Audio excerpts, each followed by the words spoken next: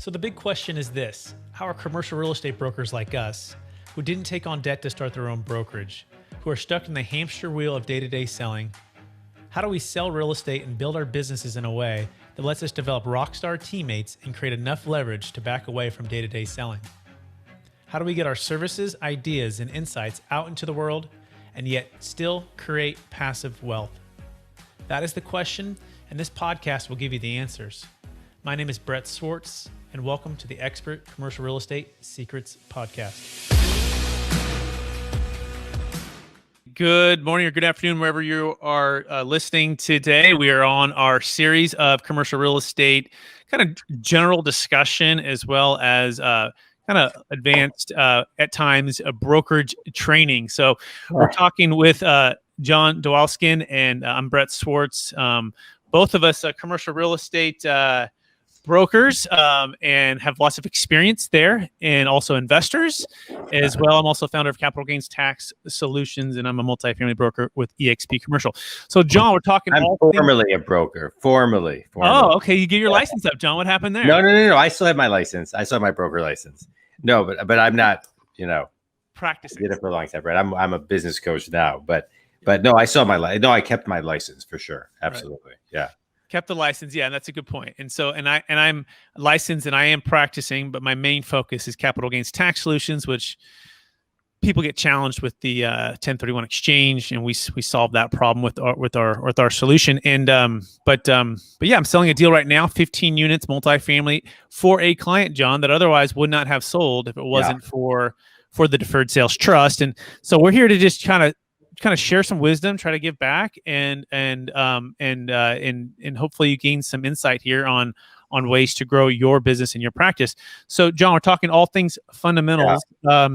So when you think about commercial real estate brokerage fundamentals, what are some of the first two secrets or thoughts that come to mind? Yeah, whether it's commercial or even if it's residential, I think one of the things to think about are just the fundamentals of daily execution. I think, there's a book I read a long time ago called Mastery, and it talks about living on the plateau, and, doing the same thing every day isn't necessarily always fun. It's not always sexy. It's not always this, but knowing what your metrics are that run your business on a day-to-day basis to prospect every single day, those things are so critical.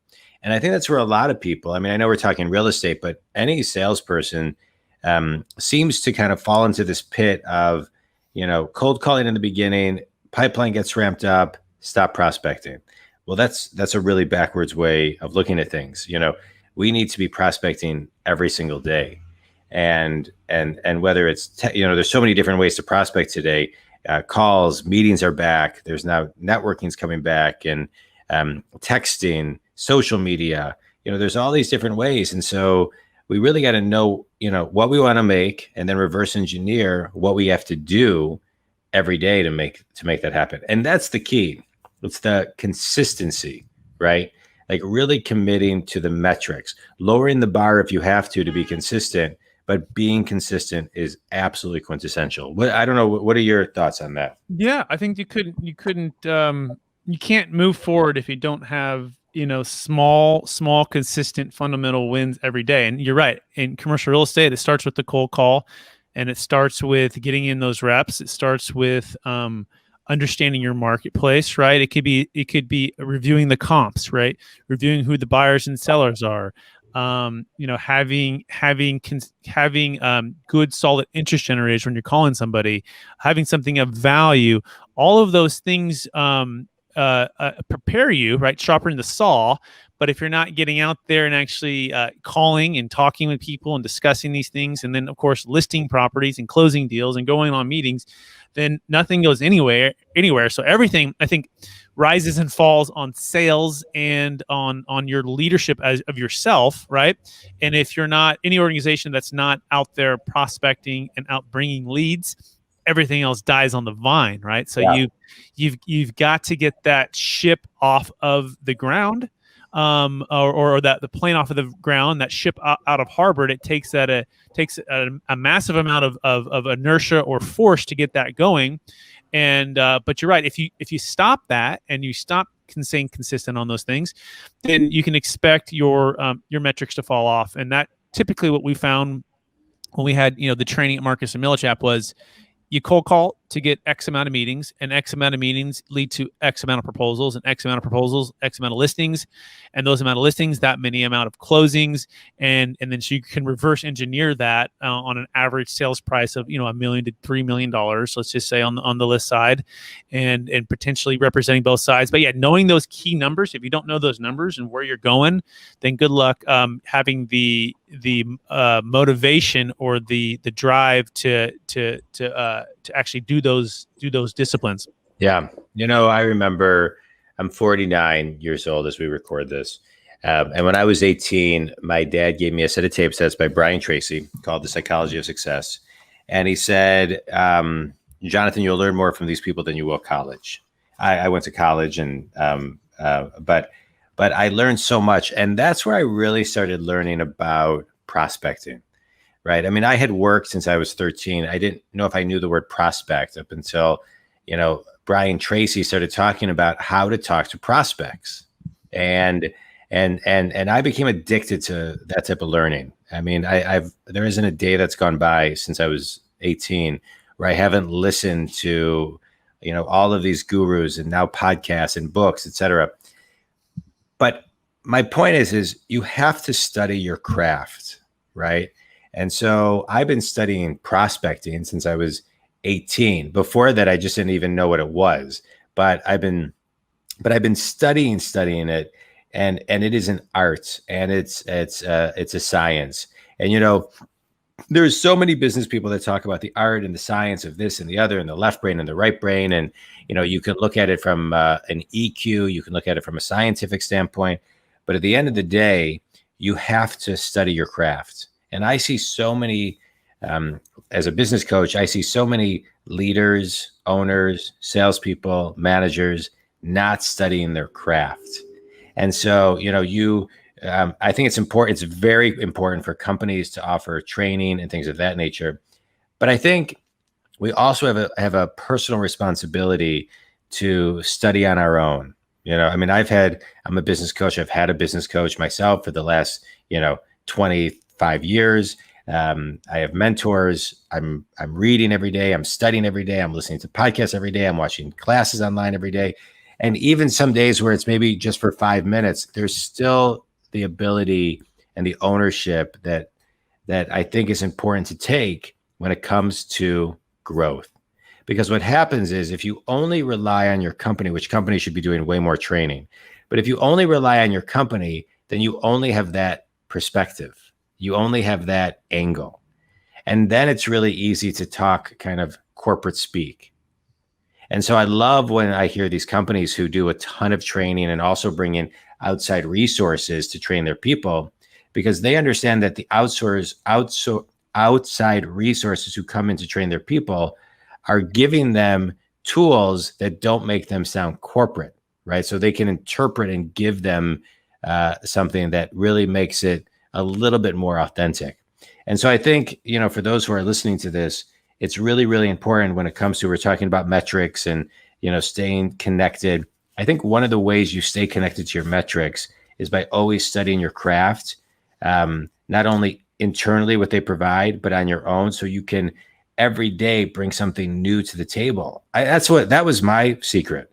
I always enjoyed it. I always enjoyed prospecting and growing a company, because every day I was learning so many new things because of my self-study that I could go and I could then implement it the next day, right? Versus just kind of rinse repeating like a robot. Yeah, very well said. Yeah, we're talking about the fundamentals of commercial real estate brokerage, and I think knowing your metrics is number one, and number two is studying your craft. And likewise, my journey was not so much Brian Tracy, although he's amazing. Mine was more like Jim Rohn, right? And just I remember hearing, and learning about personal development and leadership and the art of sales and the art of all the psychology behind it. And I'm going, wow, like, why didn't somebody teach me this when I was younger? A, and B, this is amazing wisdom, right? From so much. It was like another part of my brain opened up, and then you're absolutely right. The other part you said about, ideas plus inspiration is what Jim Rome says, right? Can lead to the transformation if you implement and take these things and make them your disciplines, right? Within your daily leadership development, personal development, sales development. And I think Brian Tracy says it well, like most people don't study the art of sales, right? Most sales professionals, they just get out there and kind of wing it, right? And maybe watch someone kind of do this, but if you actually study the craft of communication, of sales, of pitch, of tone, like we talked about last week, even asking the question of conditional question to move forward. How do we term it again, John? The conditional close agreement, right? Where you're asking in a way that's going to stimulate somebody to bring out the objections. And if you're not aware of this, you're not studying it, and then if you're not implementing it, then good luck getting traction on any part of your brokerage. What do you think, John? Yeah, I mean, that's what we talked about last week is I think one of the hardest things to do, right? And if you do it, or if you can't do it, it kind of tells you kind of what went wrong in the initial conversation. But I think to do it, we're talking about you're studying, I'm studying, I studied the same people you studied. If you're not studying every day, then you can't grow your confidence in sales. And if you're not growing your confidence in sales, then it's really hard to always be taking it to the next level. So you see, at least what I see is a lot of hungry salespeople, but using the same lines day after day, week after week, year after year, and then they can't get out of their own way. And so I always go back to how much are you growing as an individual so you can get more comfortable and evolve to the harder things, right? The conditional close is so difficult. And no matter who teaches it to you, it's still difficult because when you're in the moment and have to say it, that's what makes it really hard. Exactly, because you don't want to push too hard, too fast, right? We think as salespeople, or even people in general, especially if you're a driver personality or very, let's say, transparent and open. Like I know this is for me, my personality type, right? It's like I don't want to like twist someone's arm. I just want to invite them in. But at the same time, unless you're drawing out those objections or those challenges, right, the customer may not even know, the client might not even know until you're asking and triggering that thought, like, assuming we could agree on price and terms, is there any reason why you wouldn't move forward with X, Y, or Z, whatever you're proposing?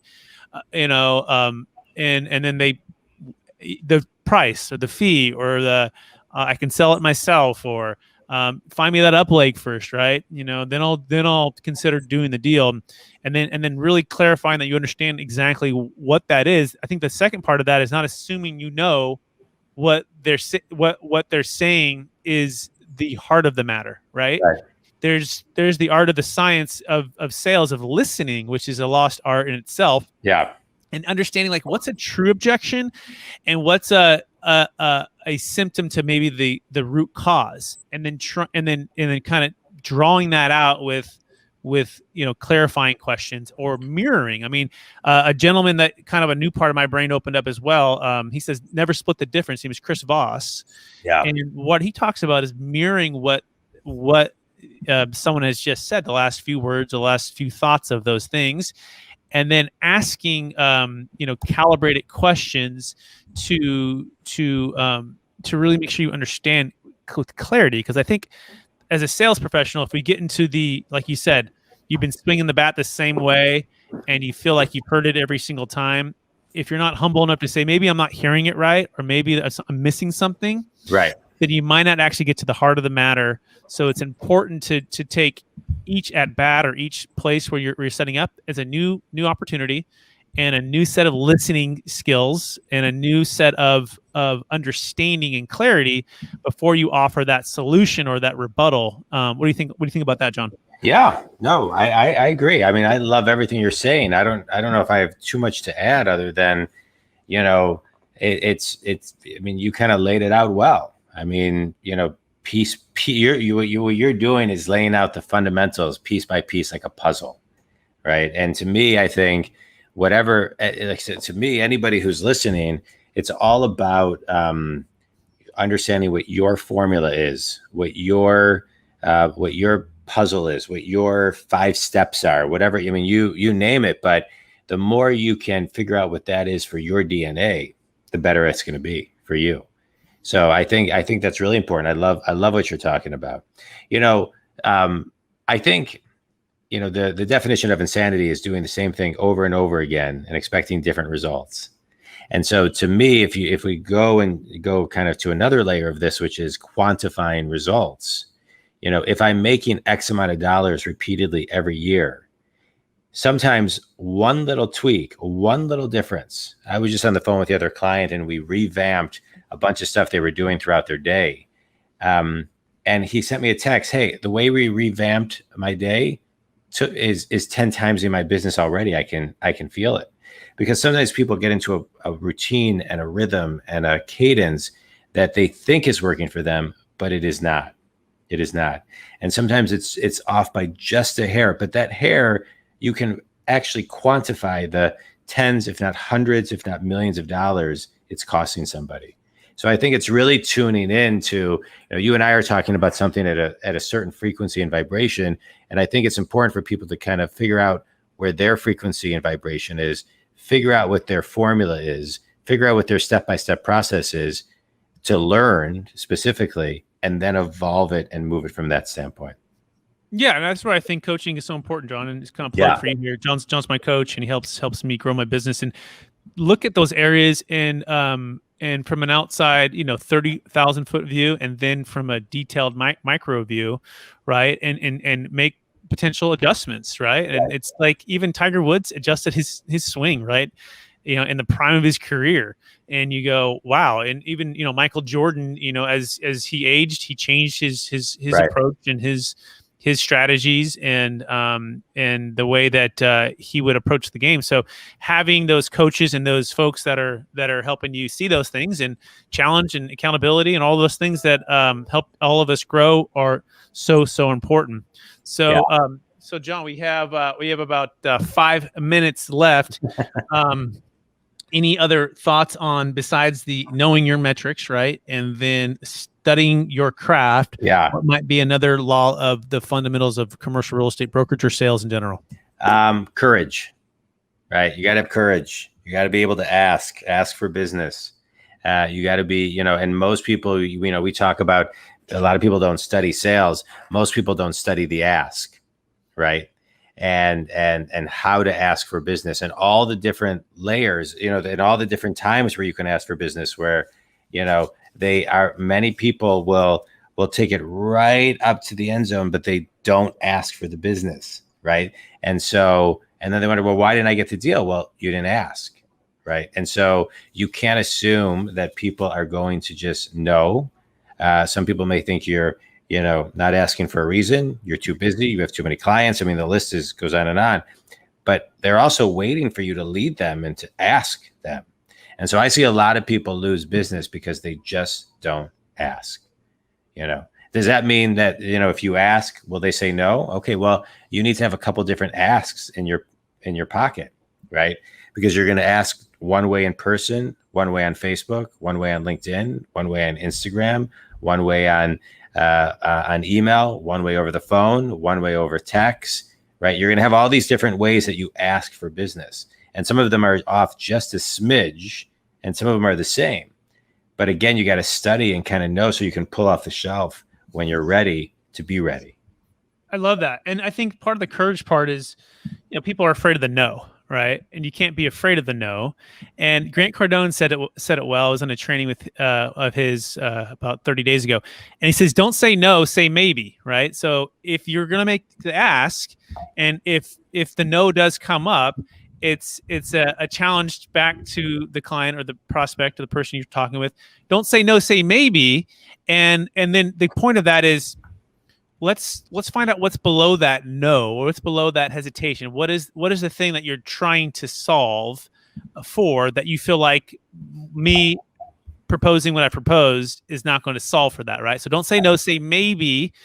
And now let's dive into that a bit and look for another way to solve the problem, right? Or another part that perhaps wasn't as clear, which I think next week, if we dive into the fundamentals of the first listing appointment and kind of clarifying what that is for and what the proposal is for, if it warrants a proposal, right? Understanding motivation, that'll be kind of a teaser for next week. But yeah, don't say no, John. Say maybe. What do you think about that? I don't know. Maybe I like it. Just trying to go with the maybe.